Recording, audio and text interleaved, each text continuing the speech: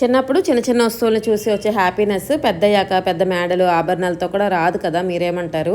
మా అబ్బాయి బర్త్డే ఈసారి దసరా రోజు పడింది, అంటే October 2. దసరా కాకపోయినా కూడా గాంధీ జయంతి కనుక ఎవ్రీ ఇయర్ స్కూల్కి హాలిడే. ఇంచుమించు ఎప్పుడు దసరా హాలిడేస్లోనే బర్త్డే వస్తుంది. ఫస్ట్ బర్త్డే గ్రాండ్గా అయింది, కానీ వాడికి ఊహ తెలిసి వచ్చాక అందరిలా బర్త్డే అంటే స్కూల్ ఫ్రెండ్స్కి టీచర్స్కి చాక్లెట్స్ స్వీట్స్ ఇవ్వడం ఎప్పుడూ కుదరలేదు.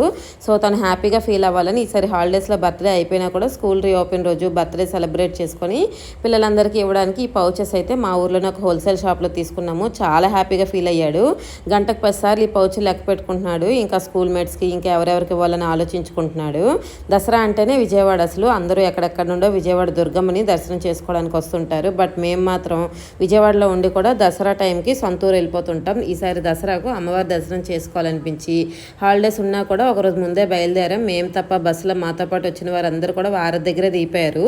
సిటీ బార్డర్లోకి మార్నింగ్ 4:30కే వచ్చేసాము. బట్ అక్కడ నుండి మా స్టాప్ దగ్గరికి రావడానికి 3 hours టైం పట్టింది. విజయవాడలో ఎంత ట్రాఫిక్ అసలు నేను ఎప్పుడు చూడలేదు, అది కూడా ఎర్లీ మార్నింగ్. ఎక్కువ మంది వస్తుంటారు కదా, ఇలాంటి పెద్ద బస్సులు ఎటువైపు వెళ్ళినా కూడా యాక్సెప్ట్ చేయట్లేదు. చుట్టూ తిరిగి మా స్టాప్ దగ్గరికి వచ్చేసరికి చాలా లేట్ అయింది. ఇంటికి వెళ్ళి దసరా పూజ, గుడికి వెళ్ళి అమ్మవారి దర్శనం కూడా చేసుకోవాలి.